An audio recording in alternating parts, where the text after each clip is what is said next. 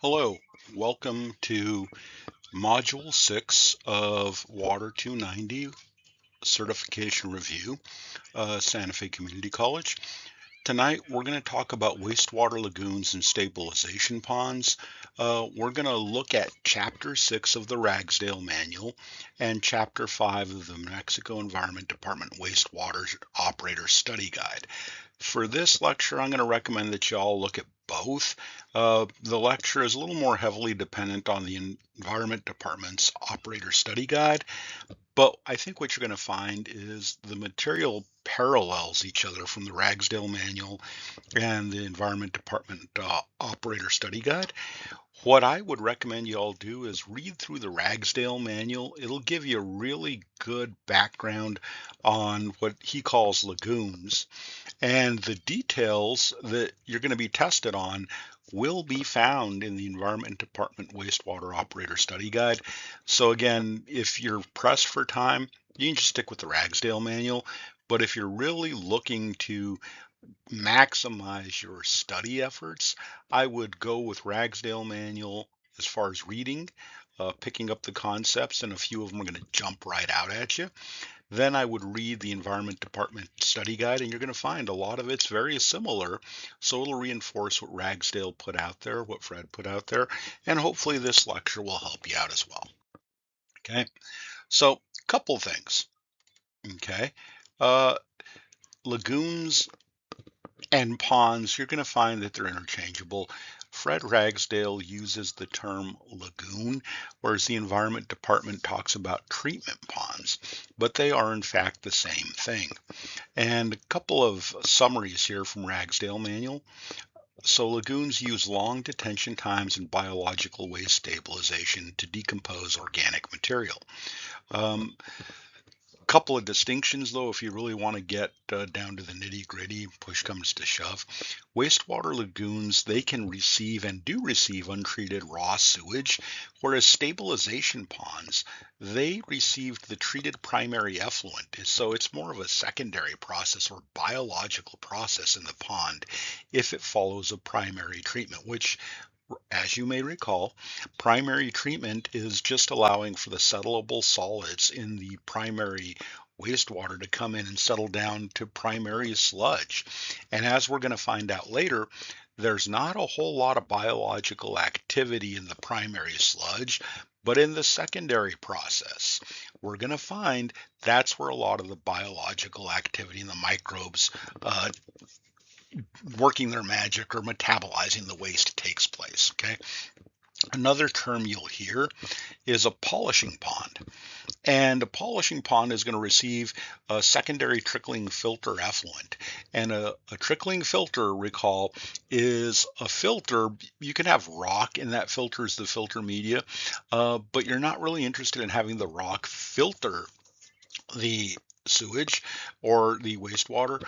What happens is a slime or microbial surface builds up on the surface of those rocks in the trickling filter, and that's actually where the biological process is taking place for a trickling filter.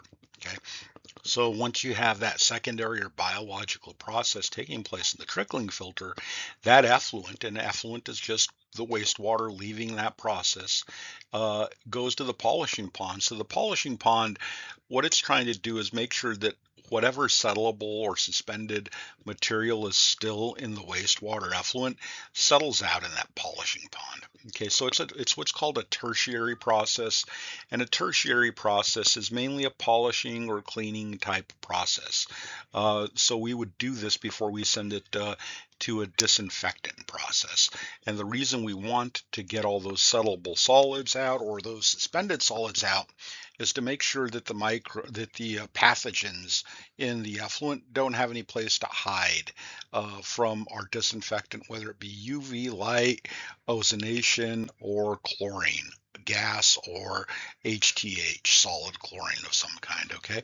Uh, One thing I'm gonna just kind of fill you in on, you're gonna see this During the lecture, I'm going to give you a couple of exam tips or things to look out for. You're also going to see it in the quiz or the weekly homework that you get. Okay.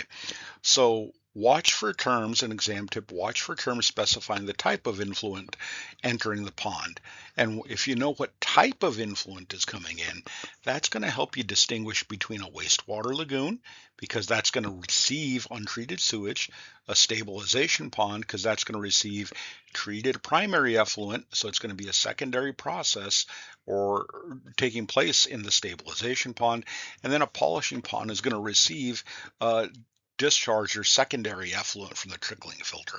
So that influent, whatever is coming in based on what we just chatted about, that's going to help you determine what kind of pond you have, what kind of setup you have. Okay.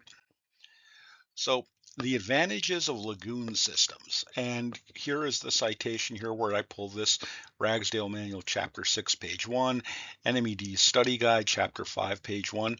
A couple of big ones that you're going to find really you do want to know by heart. The rest you can kind of figure out if you think about it. But an advantage of a lagoon or pond system is it doesn't require a bunch of expensive equipment. It requires some equipment, but nothing like you'd see in a conventional activated sludge wastewater treatment plant. Okay. You're basically talking a pond. Okay. It does not require highly trained operational personnel. I think you're looking at either a small wastewater advanced to run this or a level 2 to run this type of treatment. Okay. And it's extremely economical relative to a wastewater treatment plant to construct. Uh, Again, we're looking at a hole, we're looking at some piping, some pumps, some sensors, and a liner.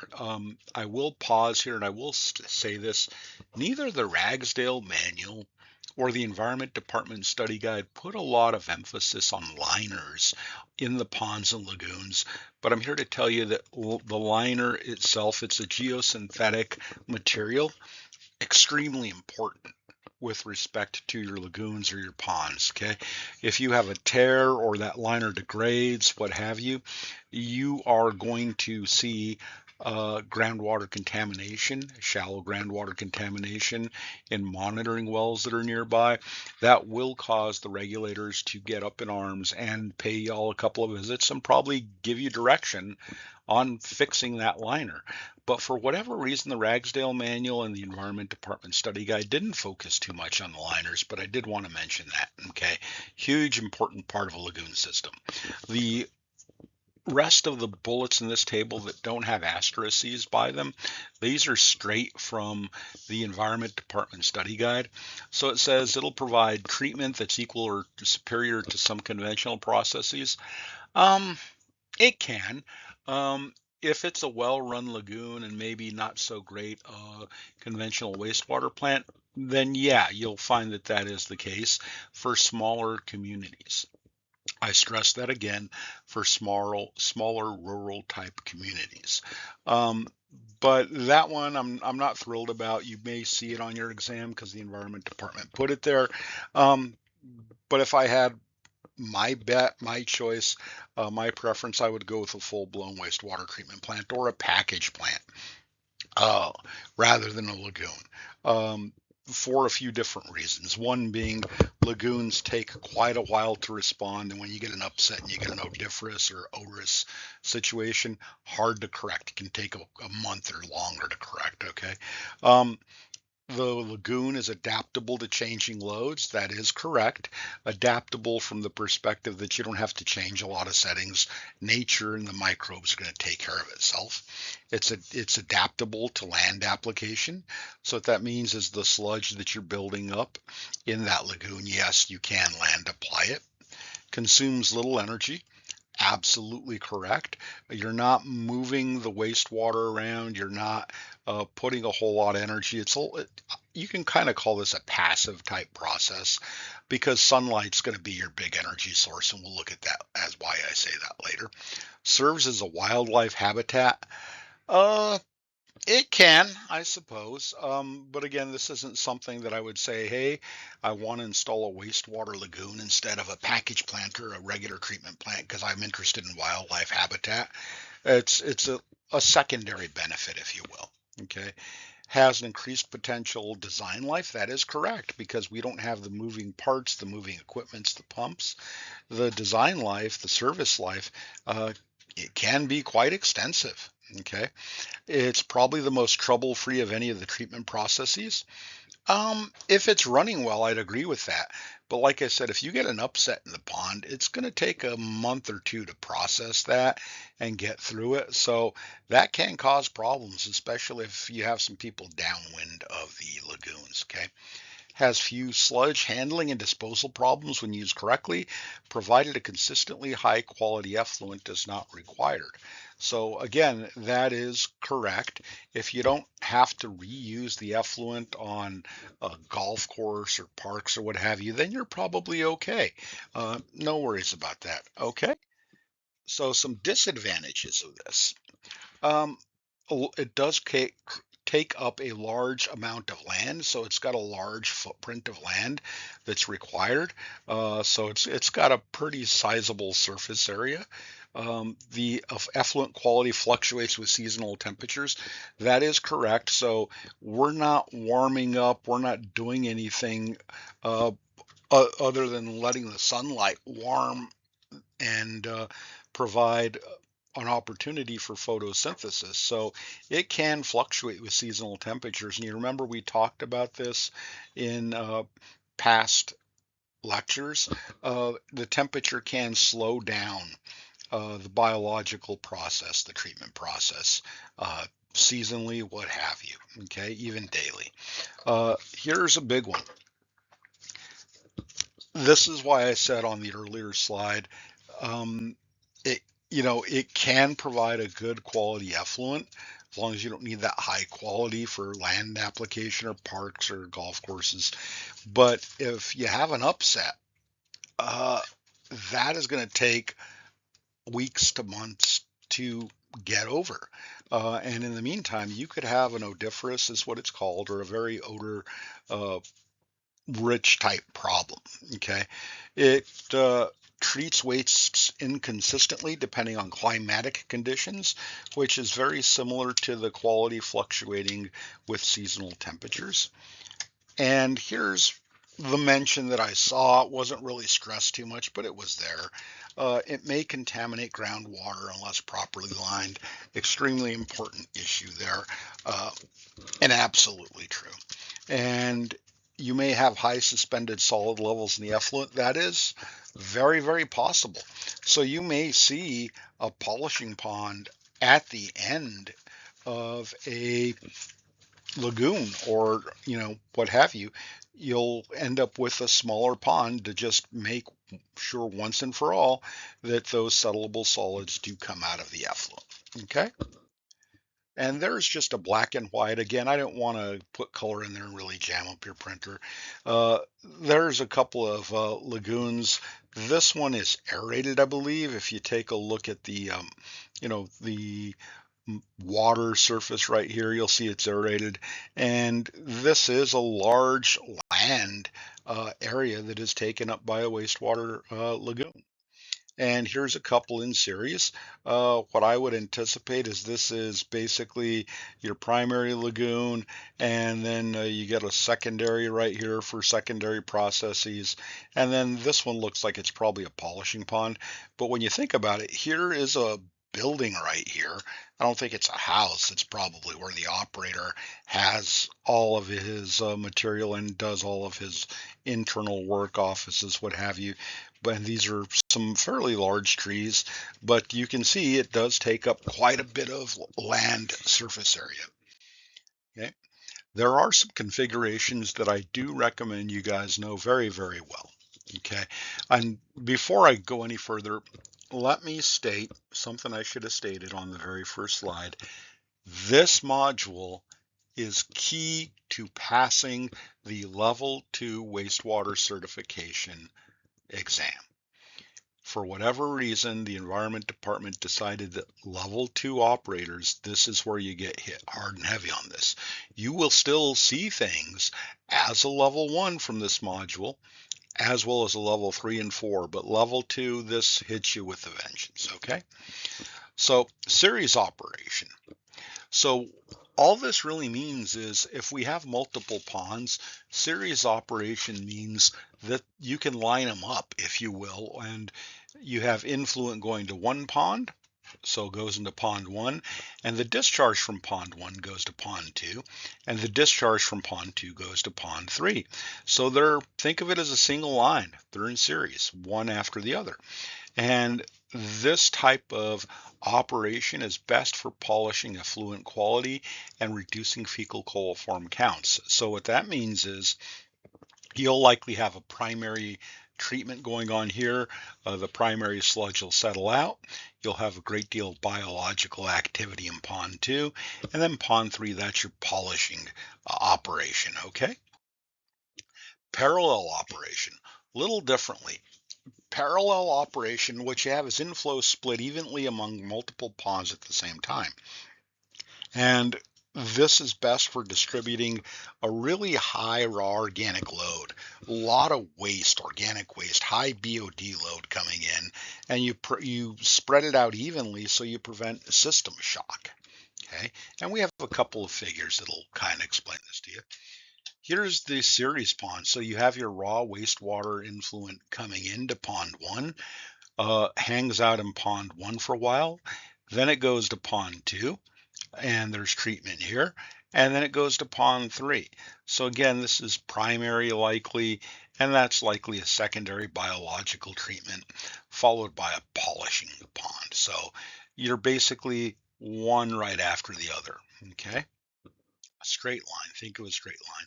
For ponds in parallel, you have your influent, your raw wastewater coming in. And again, we're stating that that raw wastewater has a high organic load. It's got a high BOD level. It's got a bunch of organics that got to get processed.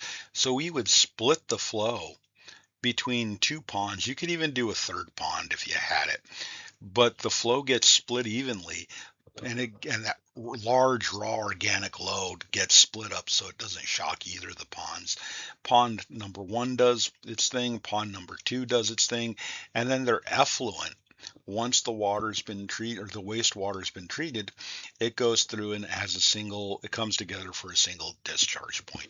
So we've talked about series and parallel. You should know the difference of that for ponds, difference between the two. Now, for smaller systems, like we talked about, this would be a three pond series configuration. So you have raw wastewater coming in, and you'd basically have the first pond or a primary clarifier, one of the two, where you would have the settlable solids dropping out of the influent and forming a primary sludge, which is it can have a high organic load, but it doesn't have the microbes yet that are going to start that biological activity. So you have a primary clarifier that'll discharge to pond number one, where you'll basically have a biological process here where the microbes will eat away at the waste. And then pond number three would likely be a polishing pond. And then you would have the wastewater effluent, the treated wastewater. This would be used in a smaller setup, a smaller system. Okay. And another thing you could see is you could see a primary clarifier and you could see a trickling filter in here. And again, that trickling filter is basically a bed of rock, if you will, where we've poured enough wastewater through there, primary wastewater coming off the primary clarifier, where we've built up just a layer of biological material surrounding the rocks. You could call it slime, you could call it snot, what have you, but you have biological activity taking place there.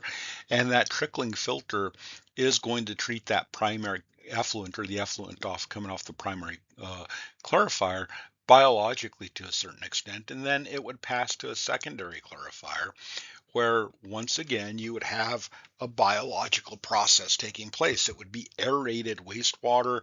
You would have some seeded or have seeded some microbes in there. And that's what would again process that waste. And then you could discharge that to two ponds following that. they would basically be pond one would be just a method to allow the settleable solids to come out, and then pond number two would be a higher quality or a higher level polishing pond. And again, this would be used in a smaller system, a rural type area. Okay. So one thing I noticed in the Environment Department Study Guide, there's table 5.1 from the Environment Department Study Guide, and it gives you the table, but it doesn't give the reader a diagram to match up the parts with what's going on in your system. So what I did on the next slide is I put together just a rough sketch and I numbered these. Flow meter is going to measure and record flows. You do need to know that. The bar screen, same as a regular plant. The bar screen is just going to get rid of the coarse material, the branches, the rocks, what have you, deal with any grit. You probably wouldn't have a grit washer here, but it would likely settle out there any sand or gravel there as well. And then you have pond inlets, and that just lets the wastewater come into the ponds, just an inlet pipe, if you will, or inlet conduit. Uh, you'd have pond depth and outlet control, and you're basically trying to keep the water draining so that you can have cleaning and inspection. But that it's just you can be as simple as a float, if you will, that'll turn on, turn off a valve actuator, open and close a valve on the outlet, but that'll regulate the depth as well as the outlet flow. Okay, you'll have an outlet baffle, and that's going to make sure that if you have any scum buildup or any surface debris, it isn't going to go to the next pond. It's just a trap, if you will. Okay, and you'll have a dike or levee, and that's going to separate ponds and hold wastewater being treated in ponds. That's basically a berm of earth. You'll have a transfer line, and that's going to convey wastewater from one pond to another. You can have a recirc line in these, and that'll just basically, if you have wastewater effluent leaving the pond, and if it's rich in algae or nutrients, it can go back to the front of the inlet of that pond, and it'll allow that biological activity to be seeded. So, it's the same as the return activated sludge in an activated sludge wastewater treatment plant, and we'll go over that in a bit. Okay, chlorination. So in a setup like this, you're typically not going to have a UV disinfectant or an ozonation disinfectant in a rural area. You're likely going to use like HGH by and large, maybe even bleach. You're definitely not going to use chlorine gas from what I've seen in my career. That would be a little too complex, a little too dangerous for something out there. You're likely going to see like HGH. Which is basically the calcium hypochlorite that gets mixed with water, and it's basically on-site generation of chlorine. Okay, so you'll have a contact basin that'll allow the chlorination or disinfection process to take place. And then you'll have an effluent line, which is going to move the effluent to receiving water, or you can irrigate with it. I have seen, for example, Santa Fe County. They have their own wastewater plant. It is separate from the cities. It's a smaller plant. They took over the New Mexico State Penitentiary wastewater plant, and that used to be called the Penn plant. But the county, when they took it over, they wanted it to sound more positive, so they called it the Quill plant, and they rehabbed it and what have you. But what they do with their effluent, they don't have a receiving water nearby. They land apply the wastewater effluent, and it's not a lagoon process. It is a regular activated sludge plant, small plant that services the south side of Santa Fe, or south of city limits of Santa Fe, and they irrigate with it. And they irrigate a meadow, a grass, start growing grass out there. And then what they do is they pay a couple of goat herders to have goats come in and munch away at that grass. So um, they can do that. They don't need an NPDES permit because they don't discharge to water the United States. So they're a little funky, but that's what that effluent line can do. You can irrigate with this effluent or send it off to a creek or stream, what have you, if that's your receiving water. Okay. And this is what I threw together. It's bare bones. So, and it's just a rough schematic for all the parts in table 5.1. So here's your flow meter. Okay, right there. That's where you typically see it. What's coming into the plant? This is your bar screen. You would keep the large debris out of the pond. Then you have the inlet here. This is the controlled outlet, just a valve there, and you would have some type of electronic sensor and actuator there. This would be your baffle to again prevent any scum from floating out to the outlet. And then 6 would be your dike or levee, again, just your earthen berm. And you would have an outlet, and you would have chlorination. Or I'm sorry, number 9 is the chlorinator, number 10 is the chlorine contact chamber, and number 8 here, that's the recirc line. So you can take the effluent before it's chlorinated, definitely, because you don't want to send chlorinated effluent back to the front of the pond. You'll basically kill off any biological animals, microbes, algae, and you don't want to do that. You want to seed the biological activity by recirculating it here. And you'd inject at 9 the chlorine, likely the calcium hypochlorite, the HTTH, or the HTH as some folks call it, chlorine contact chamber, and then you'd have a transfer line and you'd send it off to discharge. So you're welcome to print out your class notes. I put together slides for you in 2 slides per page, and this is why you're welcome to look at that. You're also welcome to just take this diagram and match it up with table 5.1 in the Environment Department Study Guide. Okay. We can classify uh, the lagoons further. We talked about classification via being in series, ponds in series, ponds in parallel, but let's talk a little bit more about how we would classify the lagoons or ponds. We can have anaerobic lagoons. Remember, anaerobic simply means lack of oxygen or absence of oxygen. So for an anaerobic lagoon, we're going to have a lagoon that's about 10 to 14 feet deep. And the way this lagoon's going to work is we have acid forming bacteria, and they're going to munch away or metabolize heavy industrial wastes or food wastes. And it's a septic condition. The pH is below 6.5, so it's acidic. There's total retention. We're not going to discharge with an anaerobic lagoon. If it's a strict anaerobic lagoon, we're just going to leave it there. Okay. What the downer to this is that hydrogen sulfide smell is very prevalent and emanates from an anaerobic lagoon. So once again, what we're doing is we're taking in raw wastewater, whether it be an industrial or food source, we're taking it in so it's not a municipal source where we have constant inflow of effluent, of influent, sorry, that's domestic waste, what have you.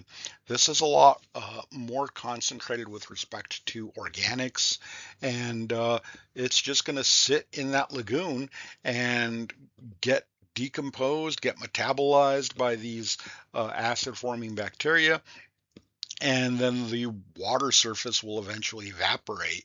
But we can have some odor type issues with this type of lagoon. Okay. We can also have aerobic lagoons. Remember, aerobic means our processes are taking place in an oxygen-rich environment. And these aerobic lagoons, they're pretty shallow. They're about 3 feet deep. And what we want is we want them shallow because we want sunlight shining down on them to penetrate the entire wastewater column. Okay, we want to keep the entire column or depth of that pond or lagoon illuminated with sunlight. We want photosynthesis to take place.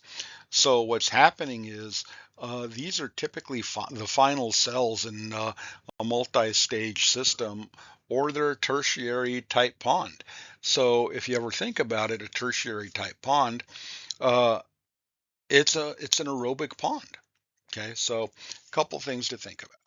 Okay, we have these things called facultative lagoons for level 2 operators and examinees. You're testing for level 2, you want to know the facultative lagoon really well because this is a favorite for the Environment Department to test on level 2. So a facultative lagoon, it's 4 to 8 feet deep, okay? And that for level 1s, that's a favorite exam question for level 1s, okay? How deep is a facultative lagoon? It's about 4 to 8 feet deep. And the reason we want it 4 to 8 feet deep is we are going to have a layered ecosystem. We're going to have an aerobic zone on top and an anaerobic zone on the bottom. Okay, so on the top, we have algae and we have wind-driven aeration. So the wind or breeze, as it comes by, it's going to stir that water up. It's going to move that water around. And sunlight's going to penetrate that top layer. Remember, about 3 feet, it's going to penetrate that. And we're going to have algae growing there, which is going to help decompose the waste. Okay. The bottom layer is anaerobic, so it's low in oxygen, and it's got a benthic sludge blanket digesting settled solids. So you get the acid forming bacteria there, and they're just going to be there without oxygen, sitting around munching away at the waste falling down. Okay. And I'm going into a little bit of depth here because, like I said, this is pretty heavy for level 2 operators on your exam. So what's happening is the oxygen that's in the aerobic layer, the top 3 feet, we are going to have algae that are providing via photosynthesis. That algae is going to take in the sunlight and they're going to respire. They're going to exhale, if you will, dissolve oxygen or dissolved oxygen into that wastewater. And that aerobic bacteria in the top layer, they're going to metabolize the organic matter in that top layer, and they're going to have plenty of oxygen to do it because the algae is just putting out that oxygen. So the bacteria there, they're aerobic bacteria, they're taking up that dissolved oxygen and they're processing the biological material and respiring carbon dioxide. Okay.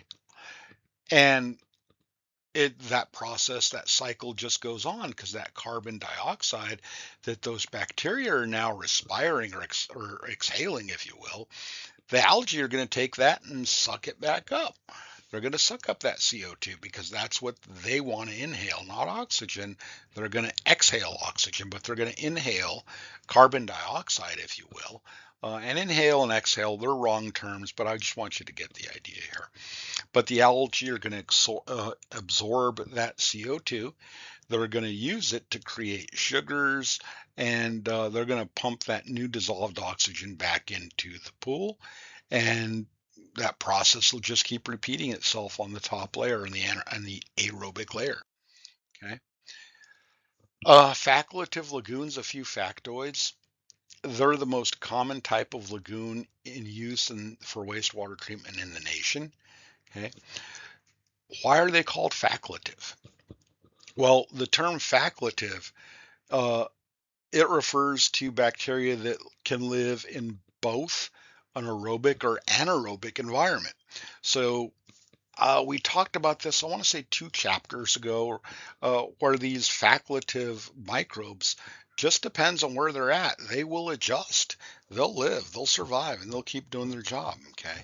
But that's what facultative means. You have bacteria that can survive in either aerobic or anaerobic environments. Okay.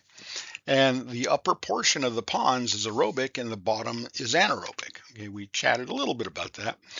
The algae, via photosynthesis, they're going to supply most of the oxygen to the supernatant or to the wastewater column up on top of the pond. And they're most common. Here's why. If you ever wondered, or if you ever get a test question, hint, hint, as to why they're the most common lagoons, it's because it's impossible to maintain either a completely aerobic or completely anaerobic environment in the entire pond through the entire year, through every season.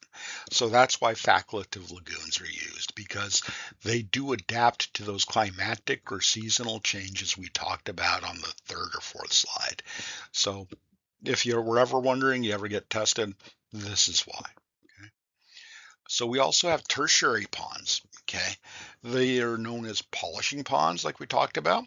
They're typically used after mechanical secondary plants to clear out the remaining suspended solids. So you can see this in a regular activated sludge plant as well. It's just a settling pond. It's a shallow aerobic pond, and they just want to get those finely suspended solids or settleable solids out of the column, the wastewater effluent, or as we've been calling it, the supernatant. Okay. Okay. Well, going back to the pond cycle, and this is out of the Environment Department Study Guide, the big exam topic you'll get on this as a level 2 operator, you got to understand the fact that the bacteria and algae, they're dependent upon each other. They're symbiotic. One needs the other to live, okay, and vice versa. Okay. The algae, those are microscopic plants. They're going to use the sunlight. Uh, they're going to suck up carbon dioxide and nutrients and produce oxygen through photosynthesis, just like a plant growing, because that's what an algae is. It's a plant. The bacteria, they're aerobic bacteria. They're going to take the dissolved oxygen the algae is putting out. They're going to break down the organic wastes and convert that into CO2, which is what the algae need, water and nutrients. Okay. And then you have the benthic layer. That's at the bottom of the pond. Okay. That is, so the top, let's say it's an 8-foot deep pond, a facultative lagoon. But the top 2 or 3 feet are going to be the aerobic layer. Anything below that's going to be the anaerobic or benthic layer. And what's happening is right at the bottom of the anaerobic layer, you have the sludge layer there, and that's where the anaerobic bacteria are going to thrive as they live in that bottom sludge layer. And all they're doing there is they're just chomping away. They're metabolizing and digesting those settled solids at the bottom of the pond, right at the sludge blanket. Okay. This is a little busy, a little hard to read. It is figure 5.3 in the NMED study guide, and it goes over the role of algae in treating wastewater in a pond. So what I did is I cut it in half, and I'm going to present it to you so we can have something a little better to look at. Okay, here's the top, and I'm sorry, here's the bottom, and here is the top.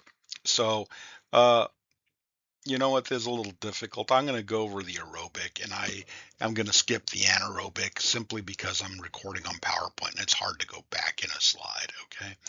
So you have the aerobic layer, and then you got the anaerobic layer. Well, here's the oxygen engine we talked about. You get sunlight. This is your energy, your prime mover with respect to wastewater lagoons or ponds. So sunlight's going to come down. Algae is going to love that sunlight, and they're going to take that sunlight and use photosynthesis and the oxygen and the carbon in the carbon dioxide. So they're going to suck up the carbon dioxide, and they're going to produce free oxygen. And here's the oxygen. And the aerobic bacteria, they're going to breathe or respirate dissolved oxygen from the water. Okay, so the aerobic bacteria are taking up that oxygen, and the aerobic bacteria are basically eating the wastewater and some of the nutrients. Okay, and the bacteria, just like we do, they respire or exhale, if you will, carbon dioxide, and then the algae, they come in and they take that CO2 and any of the nutrients that are there in the wastewater. And the nutrients and ammonia will get sucked up by the algae. Okay, and there what does happen is the aerobic bacteria, once they die out, they can go into organic matter, uh, and you're still going to have influent coming in, and the aerobic bacteria are just going to chomp away on that biomass as well. And down below, what you're going to have is the absence of oxygen. You're going to have those acid formers come in, and they're just going to take that organic material falling down, and as it goes down to the benthic layer, they're going to process that, but there will be no dissolved oxygen in the deeper layers. layers of these ponds. And this is from the Ragsdale manual. This is a heck of a lot easier to see and conceptualize. So you have the upper layer, the aerobic layer, and you've got the sun. This angry looking circle here is the sun. The algae are using the sun and the CO2 from the microbes expire or exhale, and they're going to use nutrients in the wastewater, and the algae are going to start growing. And as the algae grow and undergo photosynthesis, they release that dissolved oxygen or oxygen dissolved into the wastewater. These microbes will take up that oxygen, they'll take up the nutrients, and they will exhale or respire carbon dioxide, which the algae wants. And so that's the oxygen engine that the Environment Department study guide talked about. Okay. And below that layer, so as you go, remember a facultative lagoon is 4 to 8 feet deep. So the top 2 to 3 feet, 2 to 3 foot layer is the aerobic layer. Below that, it's an anaerobic layer where you have anaerobic bacteria. They basically have either acid former bacteria or methane former. So the acid formers are going to take dead cells or nutrients coming down, sugars coming down. They're going to break that down. They're going to have a little bit more of an acidic pH on this level, 6.5 or a little bit less. And then you're going to have methane formers that are going to take some of the organic material that so the acid formers are going to take organic material, they're going to turn it into organic acids. And then the methane formers are going to take those organic acids and they're going to metabolize those and help chomp away at whatever sugars or anything else you have down there, your nutrients. And they can kick those nutrients back up to the aerobic layer for denitrification, or I'm sorry, for nitrification, what have you. And then they will, the methane gas from these methane formers will eventually rise up and leave the pond. Okay, so something to look at there. We're not going to really go over this, so you know. Here's some of the algae found in lagoons, and this came out of the Ragsdale manual. So you can read up a little bit on these there as well. Okay. So for daily operations, okay, and vegetation management, a couple of really big topics you do want to know. Both level 1 and level 2, level 3 and level 4, you should know it generally. But level 1 and level 2, like I said, you're going to get tested on these, particularly level 2s. So we do have to control the scum. Remember, we had that outlet baffle that we use to make sure that any effluent leaving a pond doesn't have any scum carry over to the next pond in the series or to the discharge point. And scum can form right at the baffle there, and you can either skim it daily or you got to break it up and then remove it. And the reason you want to do that is that layer of scum will prevent sunlight from coming down into the pond and allowing photosynthesis to take place and have that oxygen engine treat that waste. So that is a pretty big important one, scum control. Okay. Emergent weeds, so cattails and bulrushes, they got to be eradicated. That's a fancy word for saying get rid of them daily and early. And you want to maintain any surface areas that are open areas, maintain those so you don't have the cattails or what have you growing there. Okay. With dike vegetation, you want to, on the levees or the dikes, you want the grasses, if any are there, mowed short. And one of the big reasons is you don't want to give any room or any habitat for mosquitoes to start breeding. Okay. In addition, you don't want any root damage to the dikes, and you want to be able to maintain any visual, what are called inspection paths.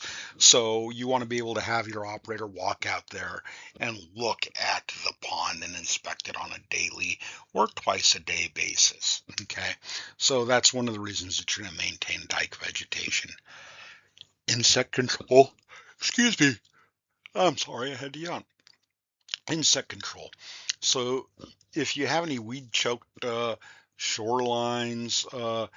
You want to get rid of them, and you want to do that so that you eliminate the flies and mosquito larvae there. So another reason that you're maintaining uh, the vegetation there, just don't want to give any opportunity for pests or for vectors to form. Okay. For the levee and the headworks maintenance, a big one, erosion control. You take a look at the shoreline daily for any erosion, what's called wave erosion, burrowing muskrats or prairie dogs, gophers, and any structural leaks.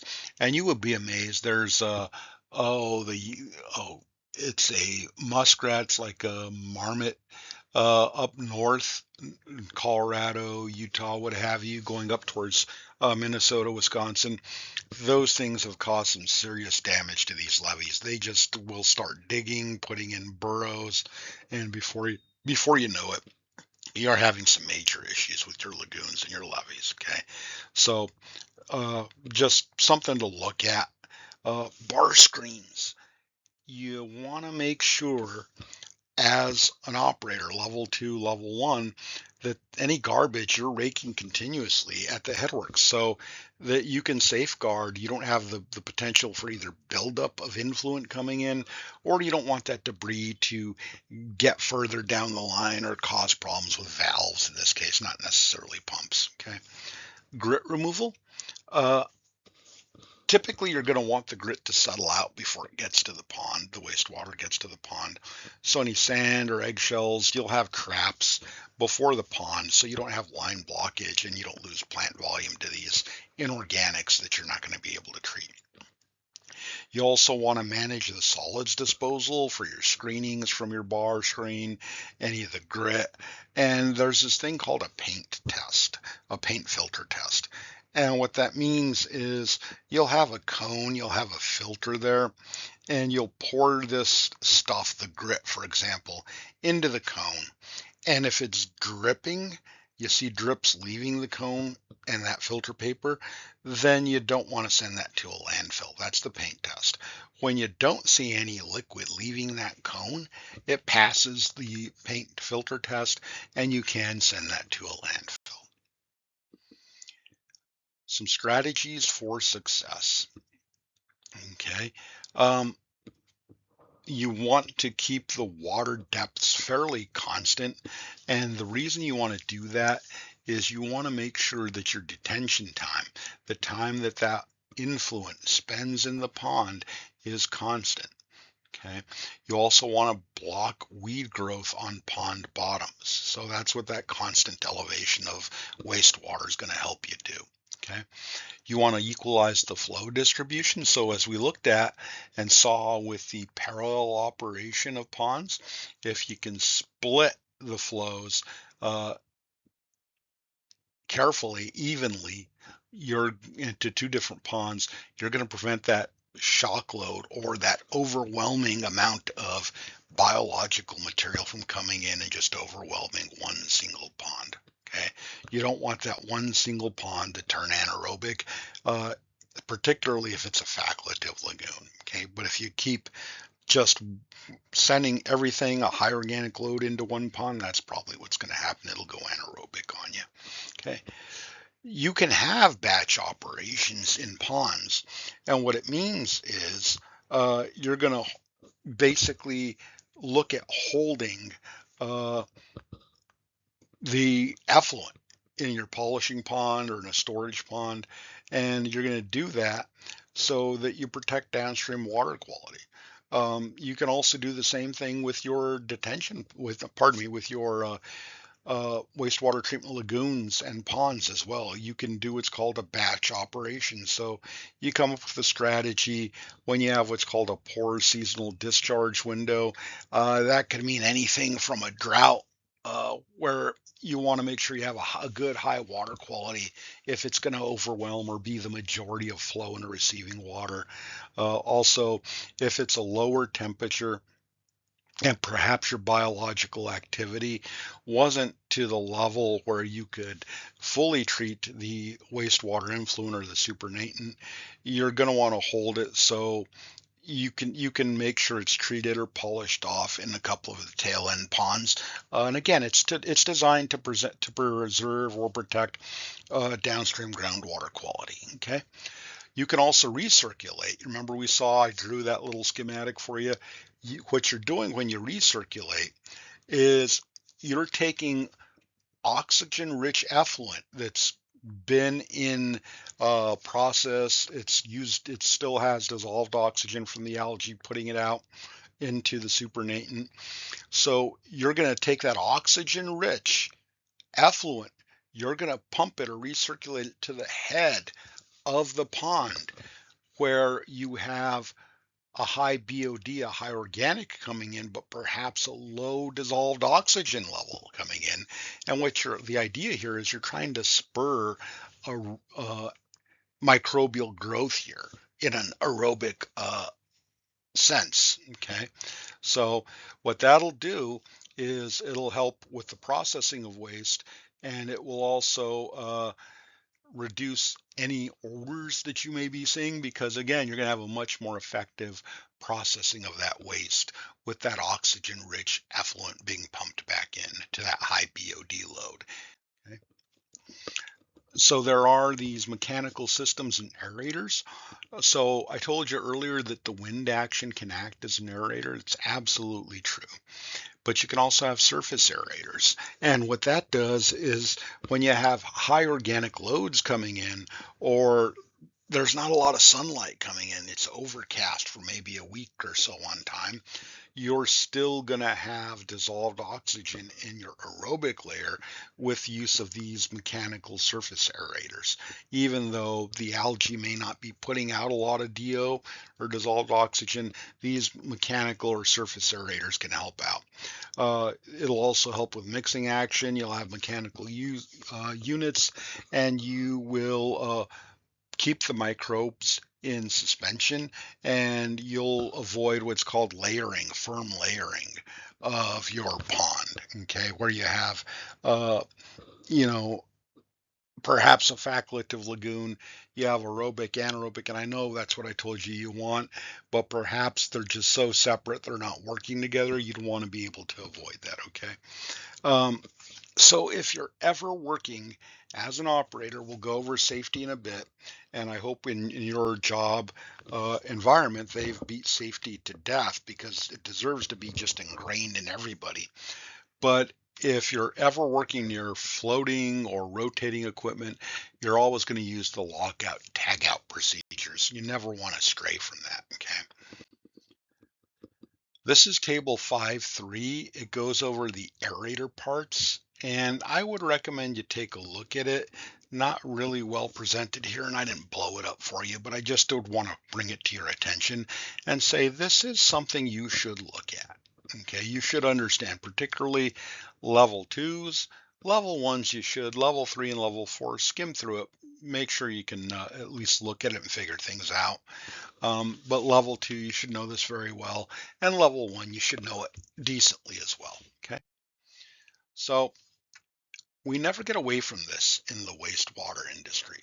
We're always taking samples, we're testing those samples, and we're doing this to make sure we're complying with our permit. Okay.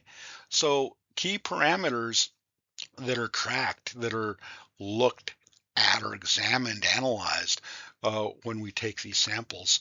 BOD5, and that's the biochemical oxygen deficit after 5 days of incubation.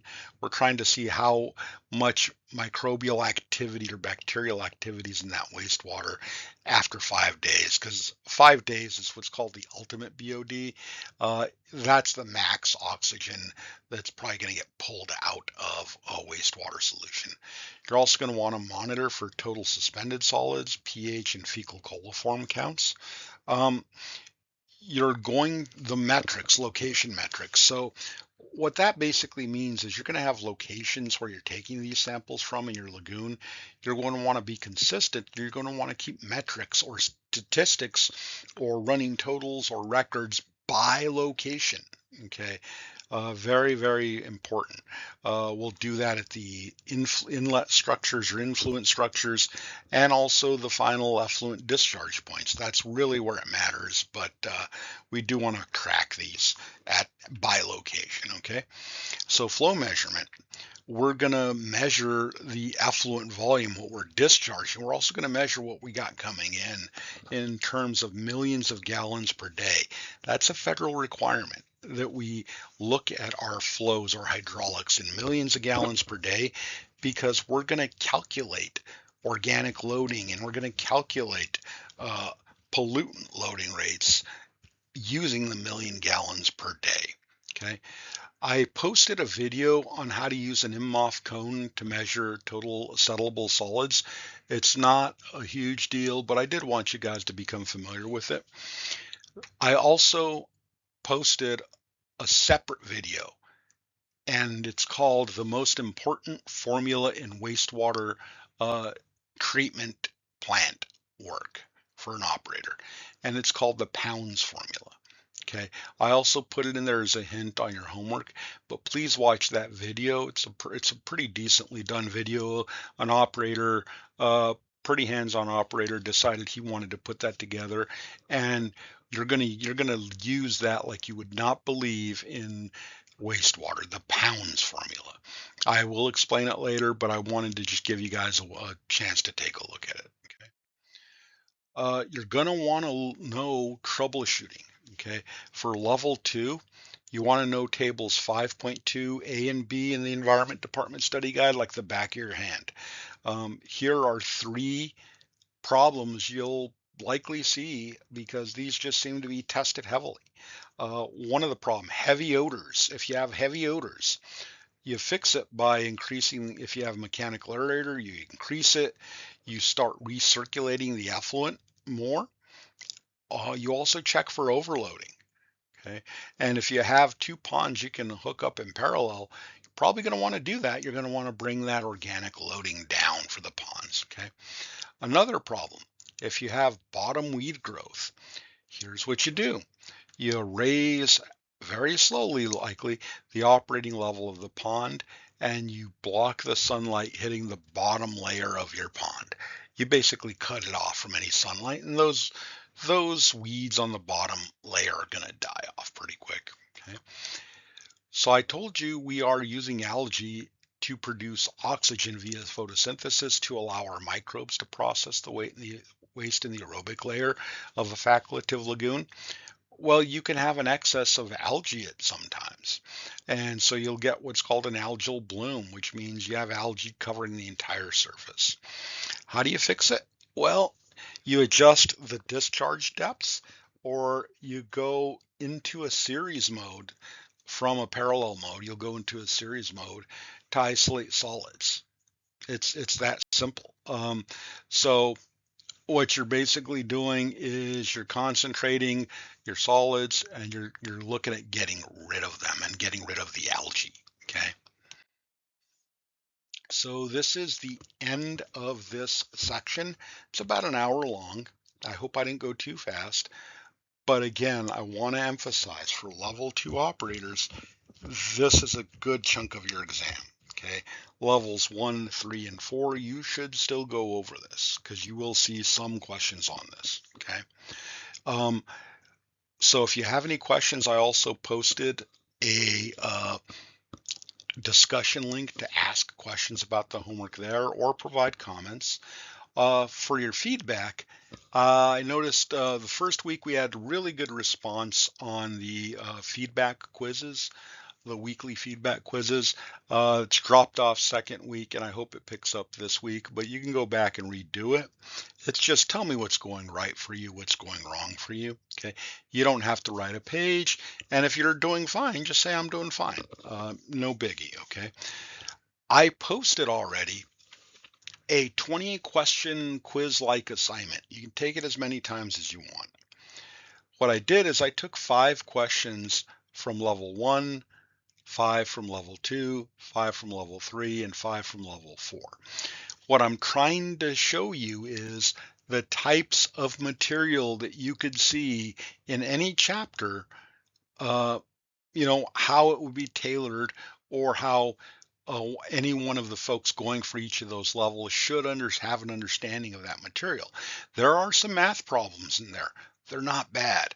But if you have problems with them, you can't figure them out, please, by all means, post on the discussion, ask for help. Happy to help, okay? Um, so I wrote this, but I thought about this, I read through the manuals, and I said, you know what? Let's just keep on track. The technical regulations, rules and regs, those are going to be the last couple of lectures we have, but we're making pretty good time. If you have any questions, please ask. If you have any issues, please ask, or please bring them up. I do have international service. Again, you're welcome to text me. We can chat. But please keep studying, please keep diligent. Okay, I noticed you guys are doing pretty well on your weekly homework sets. It looked like the solids management kind of kicked everybody in the side. So if you have questions on that, please ask. Okay, I'm going to wrap up this lecture, and in about a day or so, I'll start posting the next modules material. Thank you guys. I hope you guys are doing well. Goodbye.